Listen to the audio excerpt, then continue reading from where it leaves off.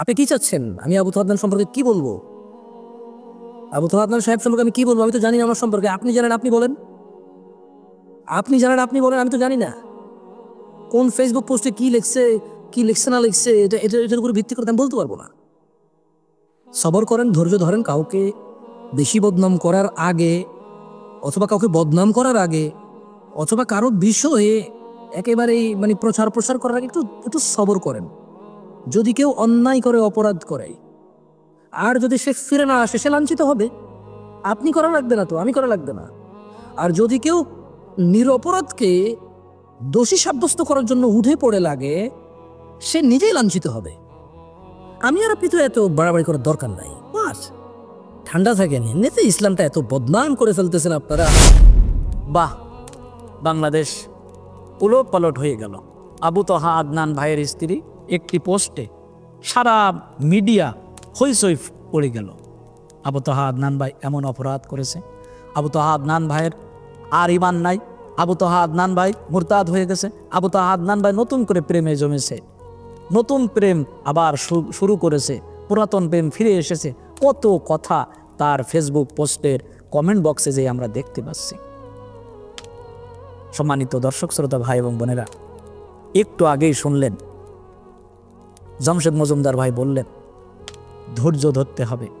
আমরা বাঙালি জাতি ধৈর্য ধরতে পারি না, সবর করতে হবে, ধৈর্য ধরতেই হবে, পরিবেশ পর্যবেক্ষণ করতে হবে। আল্লাহ তাআলা সেই কথাই বলছেন, ইয়া আইয়ুহাল্লাযীনা আমানু ইজতানিবু কাসীরাম মিনাজ যান্নি ইন্না বা'দা যান্নি ইসমু। তোমরা মানুষের সম্পর্কে ধারণা করা থেকে বিরত থাকো, অধিকাংশ ধারণা ভুল হয়, মিথ্যা। জামশেদ মজুমদার ভাই খুব সুন্দর করে বলছেন, একটা ফেসবুক পোস্টের মাধ্যমেই একজনকে মুরতাদ, কাফের, ফাসেক, বাংলাদেশের জন্য ক্যান্সার, এই কথাগুলো আমরা বলে বেড়াচ্ছি, বলছি এবং প্রসার করছি। যদি কেউ কাউকে অপমান, অপদস্থ, লাঞ্ছিত করার উদ্দেশ্যে কারোর নামে অপবাদ, মিথ্যাবাদ, মিথ্যারোপ করে, তাহলে যিনি মিথ্যা অপবাদ দিবেন তিনি দুনিয়াতে লাঞ্ছিত, অপমানিত হবেন। আর কেউ যদি সত্যিই অপরাধ করে তাহলে সে লাঞ্ছিত, অপমানিত দুনিয়াতেই হবে। আপনার আমার মাথা ঘামানোর কিছু নাই। আবু তোহা আদনান ভাই তার ফেসবুক পোস্টের মাধ্যমে তার স্ত্রীকে ক্ষমা করে দিয়েছেন।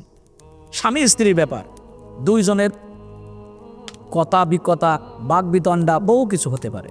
তারা দুইজনকে সমঝোতা করে নিয়েছেন, একজন আর একজনকে বুঝে নিয়েছেন, সমস্যা মাফ করে দিয়েছেন, ক্ষমা করে দিয়েছেন। আপনি আমি মাথা ঘামাচ্ছি। ইসলামটা ভাই অত সহজ না।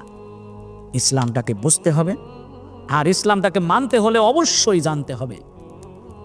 ইসলামের বিধান নিরপেক্ষভাবে কোনো হুজুরের পক্ষে আসেনি, কোনো হুজুর ছাড়া অন্য মানুষের বিপক্ষে আসেনি। কোরআন মাঝখানে দাঁড়িয়ে আছে, মদ খাওয়া যাবে না।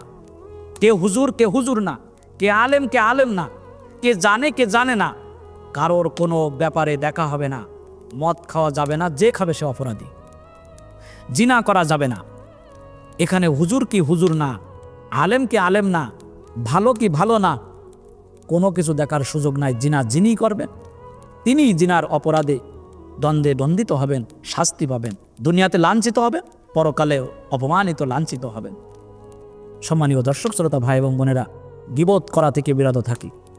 আবু তোহা আদনান ভাই যদি সত্যিই অপরাধ করে থাকে, আল্লাহ তাআলা তাকে লাঞ্ছিত করবেন, অপমানিত করবেন, আখেরাতেও তাকে লাঞ্ছিত, অপমানিত, হেয় প্রতিপন্ন করবেন। কিন্তু আপনি আমি সমালোচনা করে, গীবত করে তার গুনাহগুলোকে নিজের কাঁধে নিয়ে নিচ্ছি না। যদি এই অপরাধ সে না করে থাকে, তাহলে মিথ্যা তহমাত দেওয়ার কারণে তার সকল গুনাহ আমাদের ঘাড়ে চলে আসবে, আমাদের আমলনামায় চলে আসবে। সাবধান।